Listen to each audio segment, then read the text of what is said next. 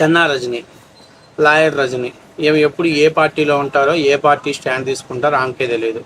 ఏమనుకున్నది మొత్తం నేను పెద్ద తెలివి కలదాన్ని, నన్ను మించిన వాళ్ళు ఎవరు లేరు, నేను చాలా మేధావిని, అసలు ఏ పార్టీ అయినా ఆ పార్టీలో ఎవరికైనా ఏదైనా పదవి ఇవ్వాలన్నా నన్ను అప్రోచ్ అయ్యే ఇవ్వాలి అనేటువంటి ఒక మానసికమైనటువంటి జబ్బుతో బతుకుతున్నటువంటి వ్యక్తి ఈ లాయర్ రజని. ఎందుకంటే ఇప్పుడు ఒక విధానం, నేను ఒక చిన్న మాట చెప్తా. మనం ఒక పార్టీ నచ్చక ఆ పార్టీ రాజీనామా చేసి వెళ్ళిపోయాం. ఇక ఆ పార్టీ ప్రస్తావన మనం మాట్లాడకూడదు, కానీ తెల్లారు లేచిందాక ఆ పార్టీ గురించి మాట్లాడటానికే టీవీ షోస్కి వెళ్ళి మాట్లాడుతుందంటే మరి దాని మానసిక పరిస్థితి ఎలా ఉందో మనం అర్థం చేసుకోవాలి. ఇప్పుడు నువ్వు ఆ పార్టీ నచ్చక రాజీనామా చేసావు కదా, నీకెందుకు? ఆ పార్టీలో వాళ్ళకి నచ్చిన వాళ్ళకి ఇచ్చుకుంటారు, నువ్వెవడు ప్రశ్నించడానికి? నువ్వు ఆ పార్టీలో లేవు, ఆ పార్టీకి రాజీనామా చేసావు. ఒక వ్యక్తి గురించి మాట్లాడే అర్హత నీకెందుకమ్మా? నువ్వు సజెక్షన్ చేసేది ఏంటి? బోడీ. నువ్వేం చేసేది బోడీ? నీకేం సంబంధం? నువ్వు ఇలా వైఎస్ఆర్సీపీ పార్టీలో ఉన్నావు, ఆ పార్టీకి కండావు కప్పుకున్నావు, ఇలా ఆ పార్టీకి సంబంధించినటువంటి అన్ని ఛానల్స్లోకి వెళ్ళి సొల్లు వాగుతూ ఉన్నావు. కానీ నువ్వు మాట్లాడాల్సింది జగన్ పనితీరు గురించి. కానీ పద్దాకల పవన్ కళ్యాణ్ విమర్శించేది ఏంటి ఆ షోస్కి వెళ్ళి? అంటే విమర్శించడానికే నీకు జీతాలు ఇస్తున్నారా? పవన్ కళ్యాణ్ మీద మాట్లాడటానికే నీకు జీతాలు ఇస్తున్నారా? ఇప్పుడు ఆమె ఒక యుగాగా ఒక వీడియో చేసింది, ఆ వీడియోలో మాట్లాడుతుంది. ఒకసారి ఏం మాట్లాడుతుందో చూడండి. చూసే ముందు మీరందరూ కూడా మన ఛానల్ని సబ్స్క్రైబ్ చేస్తారని మనస్ఫూర్తిగా కోరుకుంటున్నా. సరే ఒకసారి చూడండి. ఆయన ఆర్థిక సహాయం చేశాడని మీరు చెప్తుంటే, మరి నా బిడ్డల డిపాజిట్లు తీసి ఈ పార్టీ కార్యాలయం కొనుక్కున్నాను అన్నారు కదా, ఆయన ఏమన్నా ఉచితంగా ఇచ్చాడా? మీ బిడ్డల డిపాజిట్లు తీయకుండా కాదు కదా, అమ్మినాడు కదా. అతను రియల్ ఎస్టేటరు, పోనీ అమ్మాడు అని అనుకోండి, దానికి మీరు ప్రేమ చూపించండి, వాత్సల్యం చూపించండి, కానీ ప్రతిష్టాత్మకమైన రాజ్యసభ ఇచ్చిస్తారా? రేపు మినిస్ట్రీ కూడా ఒకటి ఉందంట జనసేనలో, అది కూడా ఆయనకి ఇచ్చిస్తారా? అనుభవజ్ఞుడైనటువంటి బాలశౌరి గారికి ఇవ్వరా? యువకుడైనటువంటి ఉదయ్ గారికి ఇవ్వరా? ఒక నేర చరిత్ర కలిగిట్టు అఫిడవిట్ లో నాకు ఇన్ని కేసులు ఉన్నాయి, ఇన్ని చెక్ బౌన్స్ కేసులు ఉన్నాయి, ఇన్నిట్లో వారెంట్ పెండింగ్ ఉంది, ఇవన్నీ కూడా రాసినటువంటి మహోన్నత వ్యక్తికి రాజ్యసభ. ఈ నేరగాళ్ళ మమ్మల్ని పరిపాలించేది, మీతోనా మేము పరిపాలింపబడేది, మీరా మమ్మల్ని పరిపాలించేది, ఎదవల్లారా, గుండల్లారా, సన్నాసుల్లారా అని మాట్లాడిన వ్యక్తి ఈ రోజు ఒక గుండాగిరి, ఒక రౌడీయిజం, ఒక నేరపూరితమైనటువంటి కుట్రకోణం కలిగినటువంటి కేసుల్లో కీలక ముద్దాయిగా ఉండి తన కులం వారినే మోసం చేస్తూ, తన కులంలోనే చెడ్డ పేరు తెచ్చుకుంటూ, తన కులం గల్ల వారి దగ్గరగా లేకుండా తమరికి దగ్గరగా ఉన్నటువంటి గౌరవ లింగమనేని రమేష్ గారికి మీరు ఇచ్చినటువంటి అభ్యున్నత పురస్కారం ఏంటంటే ఆస్కారం మించి రాజ్యసభ. దయచేసి మినిస్టర్ కూడా ఇస్తారంట. అలా రోజు పైపడే కొద్దీ కాపు ఓటింగ్ ఉంటే ఉండి పోతే పొండి. నేను అంటుంది ఏంటంటే, అసలు నువ్వెవరు? నీకేం అర్హత ఉంది? నువ్వు మాట్లాడాల్సిన అవసరం ఏంటి? ఆయన లింగం నేను ఇచ్చుకుంటాడో, లేకపోతే ఇంకొకరికి ఇచ్చుకుంటాడో నీకేంటి? నువ్వు ఆ పార్టీ విధానాలు నచ్చక కదా బయటకు వచ్చేసింది. నువ్వు ఇప్పుడు ఏ పార్టీలో ఉన్నావు? జగన్మోహన్ రెడ్డి పార్టీలో ఉన్నావు. అందులో నెంబర్ 1 విజయసాయి రెడ్డి, చెవిరెడ్డి భాస్కర్ రెడ్డి, తర్వాత పెద్దిరెడ్డి రామచంద్రారెడ్డి, పెద్దిరెడ్డి మిథున్ రెడ్డి. వీళ్ళ మీద అసలు లిక్కర్ కేసులు లేవు, రౌడీ షీట్లు లేవు.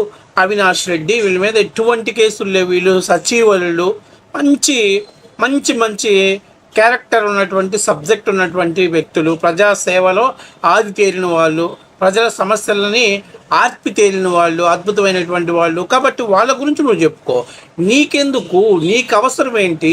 నువ్వు అసలు జనసేన పార్టీని నాకు విధానాలు నచ్చక బయటకు వచ్చాను, పద్దాకలు ఎంతసేపు మాట్లాడిన మా కాపులు బయటకు, అసలు నాకు అర్థం కావట్లేదు. అంటే మిమ్మల్ని కాపుల్ని జనసేన పార్టీకి దూరం చేయటం కోసం జగన్మోహన్ రెడ్డి మిమ్మల్ని వాడుకుంటున్నాడు.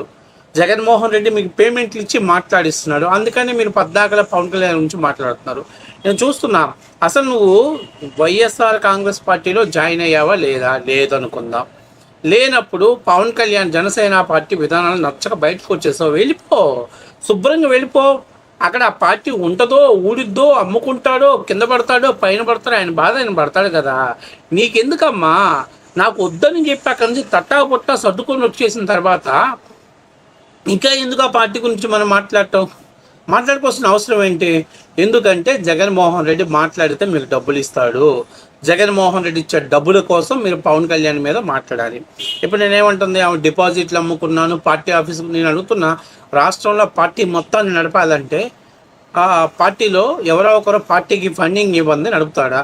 జగన్మోహన్ రెడ్డి గారికి కూడా ఈరోజు 1,000 కోట్ల రూపాయలు ఫండింగ్ ఇచ్చారు. అయినా కూడా ఆయన ఈ రోజుకి ఎవరైనా నాయకులు పోయి ఎవరైనా పోయి అడిగితే ఆయన ఒకటే అంటాడు, రేపు అధికారం రాని మీ ఇష్టం వచ్చినట్టు దోచుకొని తినండి, ఇప్పుడైతే మాత్రం నేను రూపాయి ఇవ్వను, పార్టీ ఆఫీస్ నుంచి ₹1 ఇవ్వను. ఈవెన్ పార్టీ కోసం పనిచేసినటువంటి కార్యకర్తలు రోడ్డును పడ్డా కూడా, ఆఖరికి అమెరికాలో ఎవరో ఒక ఎన్ఆర్ఐ పాపం ఇన్సూరెన్స్ తీసుకోక అతనికి బ్రెయిన్ స్ట్రోక్ వస్తే అతను హాస్పిటల్లో ట్రీట్మెంట్ తీసుకుంటుంటే, అదంటే పాపం ట్రీట్మెంట్ తీసుకునేటప్పుడు చచ్చేటప్పుడు కూడా, అంటే ఆ చావు బతుకు అంచెల మధ్యలో ఉన్నప్పుడు కూడా జగన్ పాటలు పెట్టుకుని బతుకుతున్నాడు అని వింటున్నాడంట. అలాంటి కార్యకర్తకు కూడా వైఎస్ఆర్సీపీ పార్టీ ఆఫీస్ నుంచి ₹1 డబ్బులు ఇవ్వాల, సహాయం చేయలా. అంటే అలాంటి పార్టీలో నువ్వు ఉన్నావు. కానీ పవన్ కళ్యాణ్ గారు పార్టీని రన్ చేసే పరిస్థితుల్లో, అధికారం లేని పరిస్థితుల్లో కూడా ఆయన కౌలు రైతులు ఆత్మహత్యలు చేసుకుంటే ఆ రైతులందరినీ ఒక చోట తీసుకొచ్చి వాళ్ళకి చెక్కులు పంపిణీ చేశారు. కాబట్టి వ్యక్తిత్వం గురించి, క్యారెక్టర్ల గురించి మనం మాట్లాడాలి. ఏది పడితే అది వాగటం కాదు.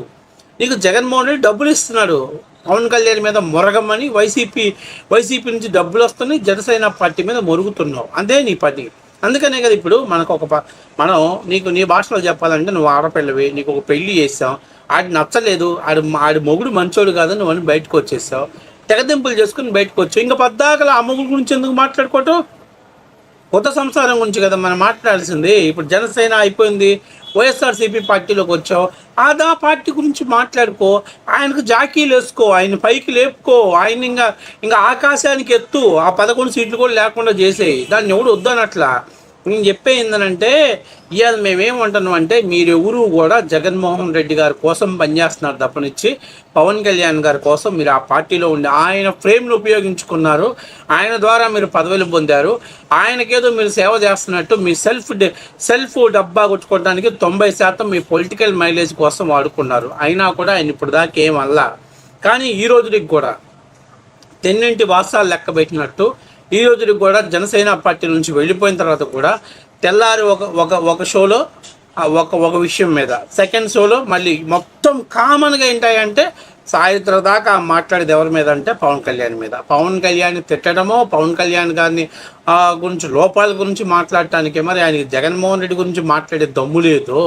జగన్మోహన్ రెడ్డి గారికి జాకీలు వేస్తే నవ్వుతాం, ఎందుకంటే గతం నాకు తిట్టినటువంటి తిట్లన్నీ మళ్ళీ రీప్లే చేస్తారని భయపడుతుందేమో తెలియదు. కానీ తెల్లారు లెగిసిన దగ్గర నుంచి కనీసం జగన్మోహన్ రెడ్డికి భజన చేసే పరిస్థితిలో కూడా లేదు.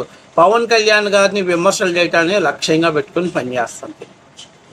ఆయన లింగంనేనికి ఇచ్చుకుంటాడో, లేకపోతే ఇంకొకరికి ఇచ్చుకుంటాడో ఆయన ఇష్టం, ఆయన పార్టీ ఆయన ఇష్టం. నువ్వు లేవు కదా ఆ పార్టీలో ఉంటే, అన్నా నన్ను రాజ్యసభకు పంపించన్నా, నేను రాజ్యసభలో మన గలాన్ని బలంగా వినిపిస్తానన్నా అంటే ఆ లెక్క వేరేగా ఉండేది. నువ్వు పార్టీ తట్టా సర్దుకొని బయటకు వచ్చేసావు కదా, ఆ పార్టీతో నాకు సంబంధం లేదని తెగదింపులు చేసుకొని బయటకు వచ్చావు కదా, ఇంకా నీకెందుకు ఆ పార్టీతోటి, ఇంకెందుకు నీకు ఆ పార్టీ వ్యవహారాల గురించి మాట్లాడటం?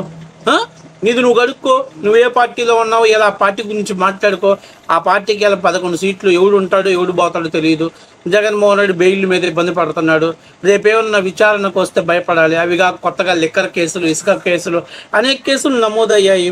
నేనేం చెబుతున్నానంటే, ఎందుకు ఈ సొల్లు మాటలు, ఈ టైంపాస్ మాటలు, ఈ పనికిరాని మాటలు, నీకు సంబంధం లేని అంశం. తెల్లారు లెగిసిన దగ్గర నుంచి పవన్ కళ్యాణ్ జనసేన మా కాపు కులం, జనసేన పవన్ కళ్యాణ్ మా కాపు కులం, ఈ 3 సబ్జెక్టు తప్ప నుంచి ఇంకేం లేదా నీ దగ్గర? ఇంకేం నాలెడ్జి లేదా? ఈ 3 ముక్కలు మాట్లాడటానికి హైకోర్టు మానేసి ఈ టీవీ షోస్కి వెళ్ళేసి అక్కడ నీ మాటలు వినిపిస్తున్నావు అంటే కొంచెమైనా సిగ్గుండాలి, కొంచెమైనా ఆత్మవిమర్శ చేసుకోవాలి. మనం ఒక పార్టీ నచ్చదని బయటకు వచ్చినాక ఎప్పుడో ఒక రోజు ఏదన్నా మన గురించి మాట్లాడితే విమర్శలు చేస్తాం, ఎప్పుడో ఒక సందర్భంలో మాట్లాడతాం. తెల్లారు లెగిసిన దగ్గర నుంచి ఆ పార్టీ గురించి మాట్లాడుతున్నాం అంటే ఆ పార్టీ గురించి మాట్లాడటానికి నీకు వెనక పేమెంట్ ఇస్తున్నాను అనేది వాస్తవ విషయం. కాబట్టి లాయర్ వృత్తిని కూడా మానేసి పొలిటికల్ బ్రోకర్ వృత్తిని బాగా నమ్ముకున్నావు. సరే, ఏదో ఒక రోజు ఆ వృత్తిలో దెబ్బతినే పరిస్థితి ఏర్పడుద్ది. మన దగ్గర సబ్జెక్ట్ ఉండొచ్చు, మాట్లాడగలిగే కెపాసిటీ ఉండొచ్చు, కానీ రాజకీయాల్లో స్థిరత్వం లేకపోతే మాత్రం రాజకీయాల్లో నిలబడిన సందర్భాలు అయితే లేవు అనేది 100% నిజం.